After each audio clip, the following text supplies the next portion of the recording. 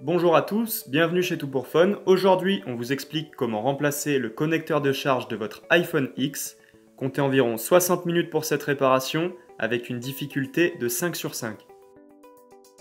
Pour cette réparation, vous allez avoir besoin du connecteur de charge, de l'adhésif pour recoller votre écran, le kit d'outils professionnels et je vous recommande, alors surtout pour cette réparation, d'utiliser le patron magnétique qui va vous permettre de positionner toutes les vis pendant le démontage et ça évitera d'inverser les vis pendant le remontage. Vous pouvez trouver toutes les pièces et outils utilisés lors de cette réparation sur le site toutpourfun.com. N'oubliez pas que vous bénéficiez d'une réduction de 10% avec le code promo YouTube. Donc on va pouvoir ouvrir l'écran de notre iPhone X. On va d'abord retirer les deux vis pentalobes juste en bas du téléphone, donc de part et d'autre du connecteur de charge. Ce sont des vis très longues, on ne peut pas les inverser avec d'autres. On pense bien les mettre de côté. On va maintenant s'aider de l'outil d'ouverture que l'on va passer dans le coin en bas à gauche de l'écran et venir faire levier. Donc on n'enfonce pas trop l'outil pour éviter d'abîmer la batterie ou des nappes ou des composants. Donc on vient faire levier un petit peu tout autour de l'écran. En fait, l'écran est clipsé dans le châssis. Donc il va falloir venir détacher les clips tout doucement. L'écran est collé aussi. Donc il peut avoir un peu de mal à venir. Et on va maintenant l'ouvrir un petit peu vers l'arrière et l'ouvrir comme un livre à 90 degrés et le faire reposer sur son châssis. On va maintenant enlever les 5 vis Tri-Wings qui maintiennent la plaque. Donc sous cette plaque se situent toutes les nappes, tous les connecteurs du téléphone. Donc il y en a 2 pour l'écran et 1 pour la nappe de proximité.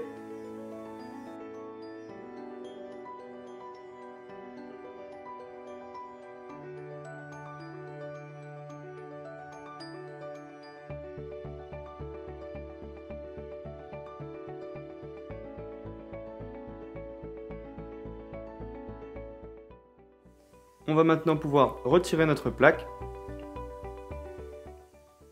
et accéder donc aux différents connecteurs.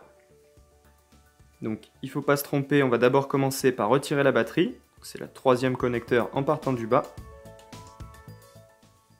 Donc toujours avant toute réparation, d'abord débrancher la batterie. Et on va ensuite débrancher l'écran. Donc l'écran a 2 nappes.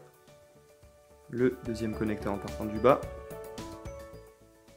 Et un connecteur situé sur la partie droite de la carte mère.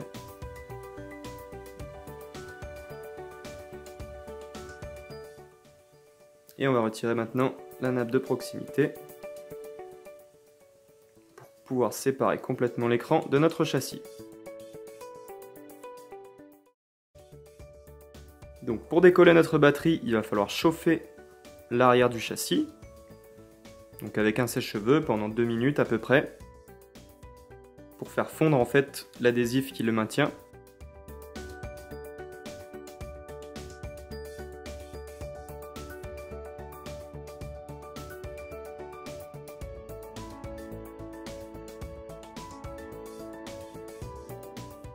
On va maintenant pouvoir décoller la batterie avec l'outil d'ouverture. Donc en fait les doubles faces sont situées en haut et en bas.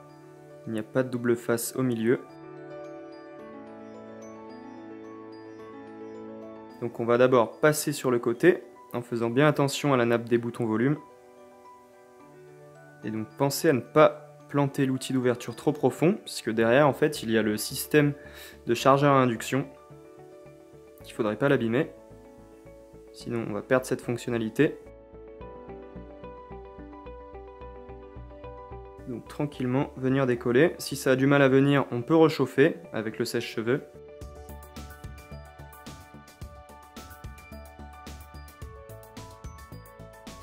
Donc la batterie en fait est constituée de 2 éléments. C'est la petite particularité de l'iPhone X.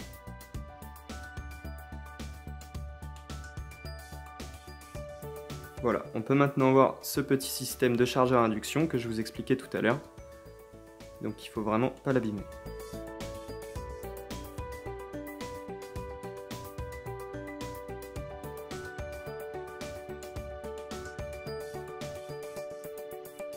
Donc pour accéder au connecteur de charge, on va dans un premier temps devoir retirer la carte mère.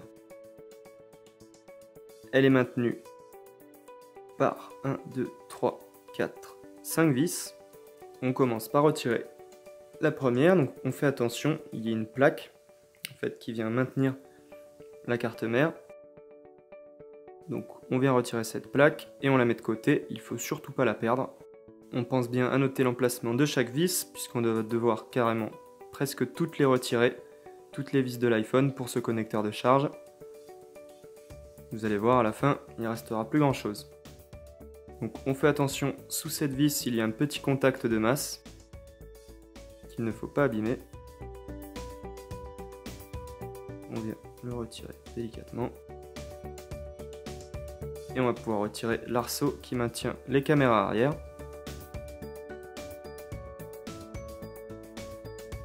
On n'oublie pas d'enlever le lecteur SIM, enfin le tiroir SIM. Le lecteur il va rester sur la carte mère.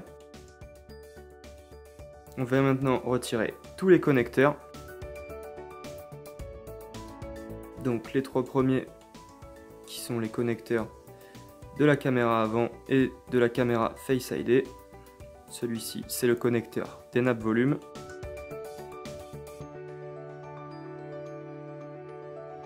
Donc certains sont parfois ils sont bien maintenus, donc on y va tranquillement.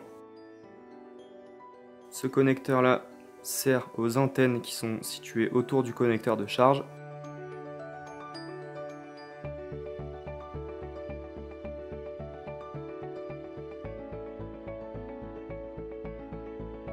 Les nappes de la caméra arrière.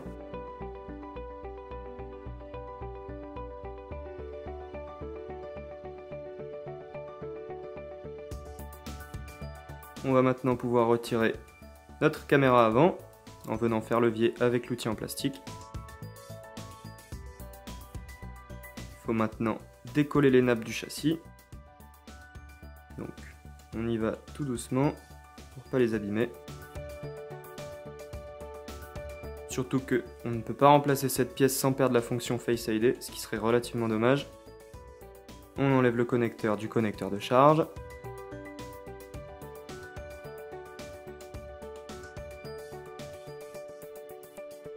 On n'oublie pas de repousser le petit cylindre qui sert au mécanisme du tiroir SIM. Et on va maintenant pouvoir libérer notre carte mère. Donc on fait attention à toutes ces connectiques. Et il suffit juste de la retirer en la tirant vers l'arrière.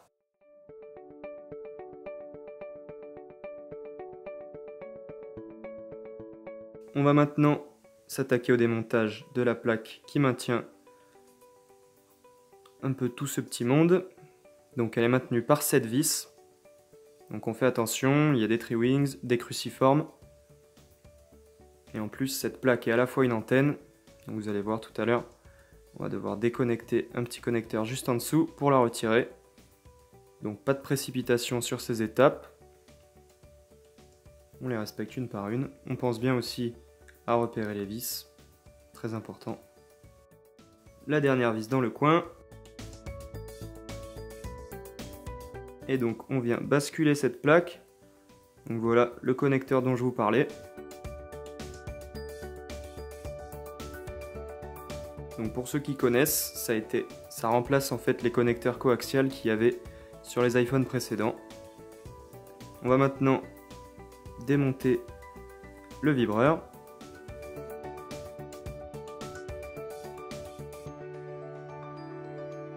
On fait attention à bien conserver la plaque qui maintient le contact du haut-parleur. On retire le connecteur du haut-parleur dans un premier temps, puisque le connecteur du module vibreur est placé en dessous.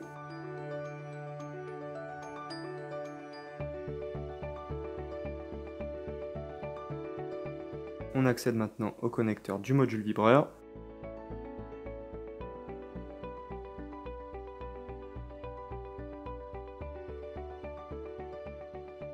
On va maintenant, avec le tournevis plat, retirer les 3 vis ergo. Et il y a aussi 2 vis qui maintiennent le connecteur de charge dans le châssis. Donc ce sont des vis un petit peu particulières qui servent à la fois de vis pour maintenir le connecteur de charge et à la fois elles permettent aux vis qui sont sur la plaque avec la petite antenne de se visser dedans. Donc c'est pour ça qu'elles ont cette forme si particulière qu'il faut les retirer au tournevis plat.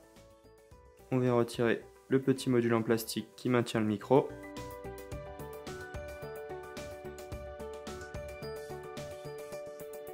Donc on n'oublie pas ces deux vis qui sont à l'intérieur du châssis, sinon le connecteur de charge ne risque pas de sortir.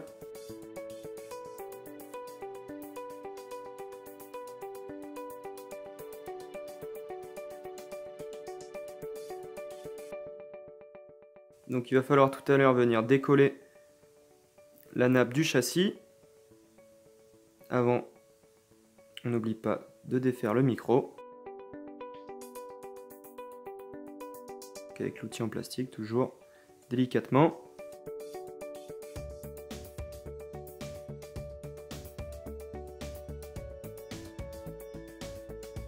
Et donc tranquillement, avec l'outil en plastique, on va passer sous toute la nappe.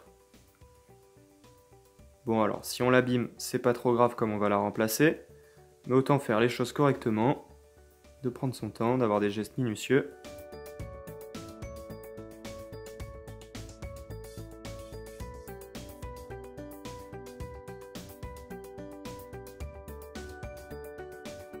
Et à ce stade, on vient tirer vers l'arrière le connecteur, donc il y a un petit joint d'étanchéité.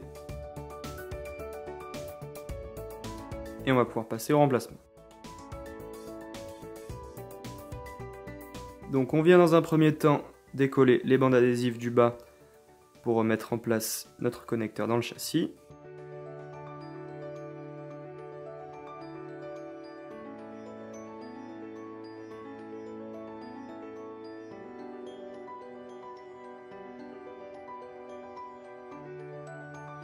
Donc pour être sûr qu'il est bien à sa place, on peut voir que les inserts du châssis dépassent des trous qui sont prévus pile à cet effet. On va maintenant s'assurer que le micro est bien placé pour conserver la qualité d'appel. On vient mettre en place les bandes adhésives. Et pour maintenir le tout, on commence à revisser les deux vis à l'intérieur du châssis qui vont maintenir notre connecteur en place.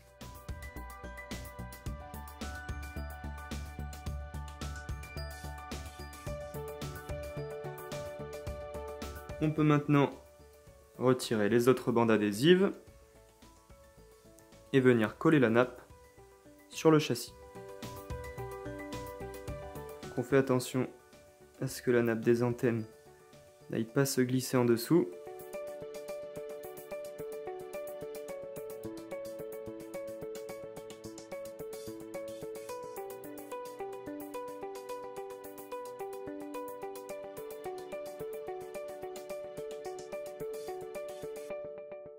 Et on vient mettre en place petit à petit avec notre outil en plastique.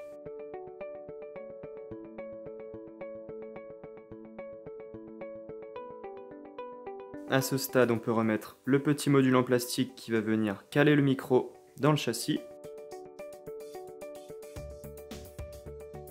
Et on va remettre ces vis un petit peu particulières que je vous expliquais tout à l'heure. Donc, pour commencer à les visser, personnellement, j'utilise le tournevis cruciforme, c'est plus facile pour les positionner.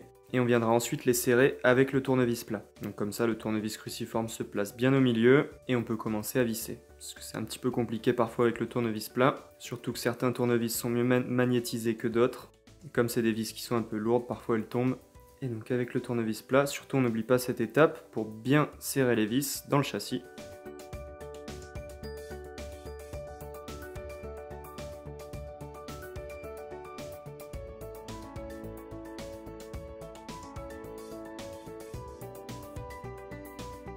On peut maintenant replacer le module vibreur.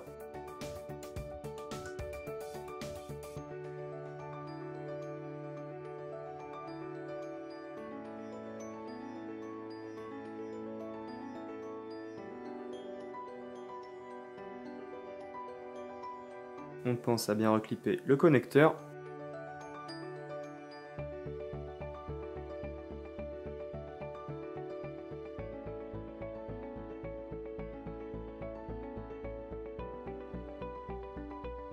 On va pouvoir maintenant remettre la vis du haut seulement, puisque celle qui est située juste en dessous maintient aussi la plaque qui fait antenne.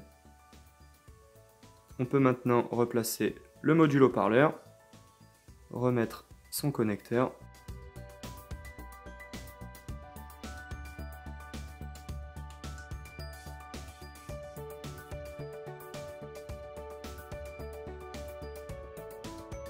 La petite plaque qui va maintenir la connectique.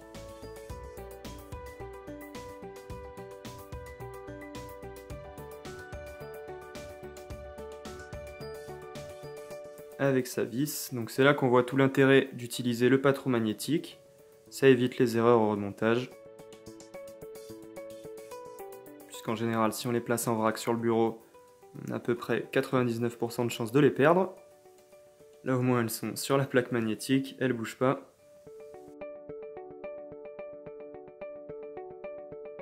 On vient remettre le connecteur de notre petite antenne.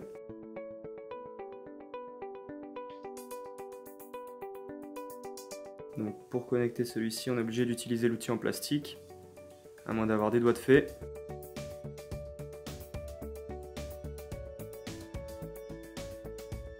Et on va pouvoir venir remettre les autres vis.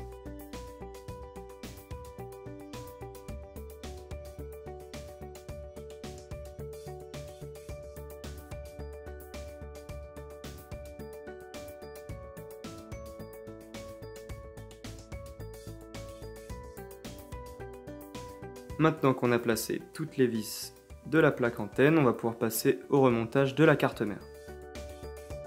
Donc on fait attention à ce que les connecteurs ne soient pas au milieu du chemin de la carte mère et on va l'envoyer du bas vers le haut. Donc ça fait beaucoup de monde à maintenir en place en même temps.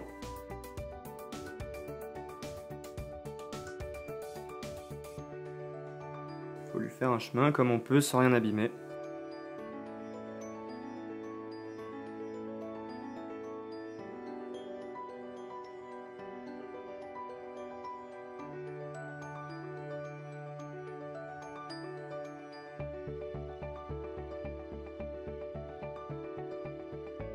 On marque bien le pli sur le connecteur de charge.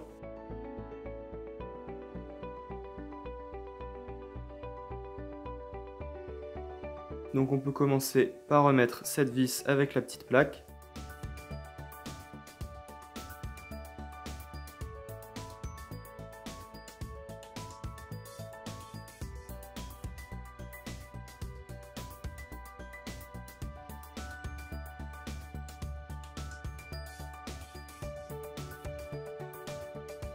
On va maintenant remettre le petit arceau métallique qui vient maintenir les caméras arrière. On engage d'abord la partie droite avant de venir les refermer sur la caméra. Donc on fait attention, il y a le petit contact de masse qui doit venir par-dessus.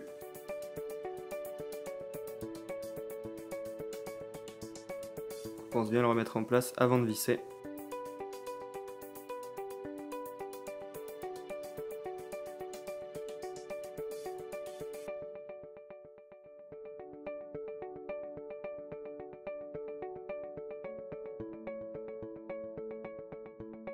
On remet en place le tiroir SIM.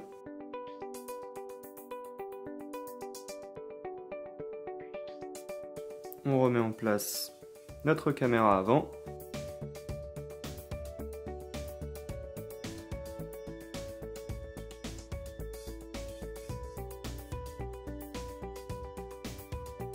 Et maintenant que la carte mère est fixée, on va pouvoir commencer à remettre tous les connecteurs. Donc normalement ils tombent en face. Il n'y a pas trop de soucis au niveau des placements. Si jamais vous avez un doute, n'hésitez pas à remettre la vidéo un petit peu avant pour voir d'où partent les connecteurs.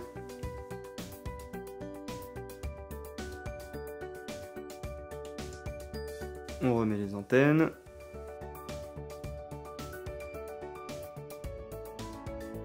Et on va pouvoir passer aux étapes suivantes. On va pouvoir passer au remontage de la batterie. Donc, on vient défaire les doubles faces. On pense bien nettoyer le châssis avant de mettre en place la batterie neuve. Et donc tout simple, on vient la remettre à sa place.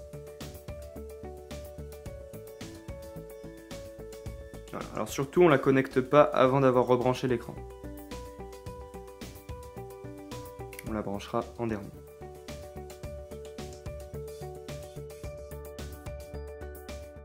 On commence le remontage de l'écran avec le positionnement du double face. Donc le double face va permettre de bien fixer l'écran sur le châssis. Par contre, il ne va pas rendre l'étanchéité du téléphone. Donc ça évitera quand même que des poussières rentrent, que l'écran se décolle.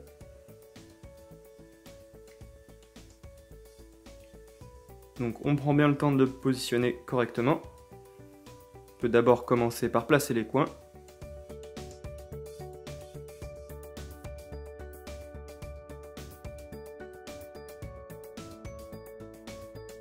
Et une fois qu'il est bien positionné, on va pouvoir, avec le petit outil en plastique, venir appuyer pour bien coller toute la surface de la bande adhésive.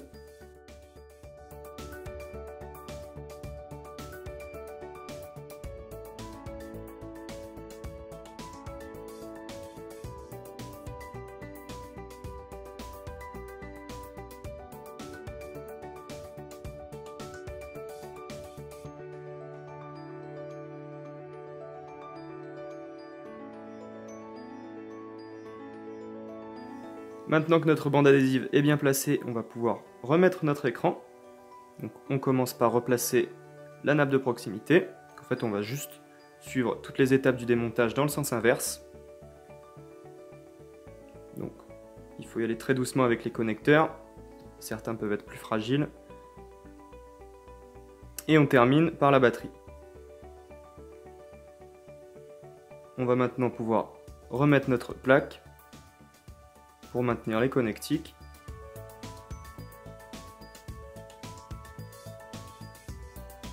Et repositionner nos 5 vis Tri-Wings.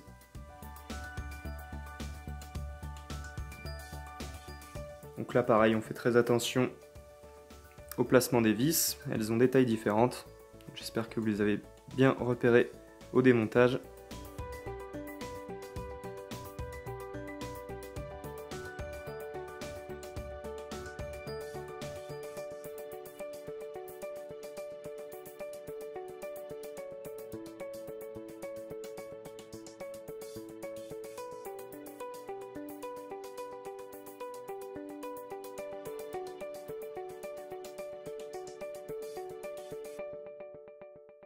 On va maintenant pouvoir refermer notre écran.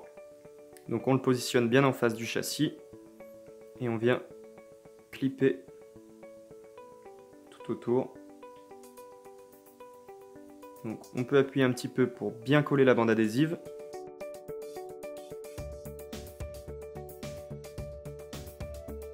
Et on termine avec les 2 vis qui viennent de part et d'autre du connecteur de charge pour refermer complètement notre iPhone.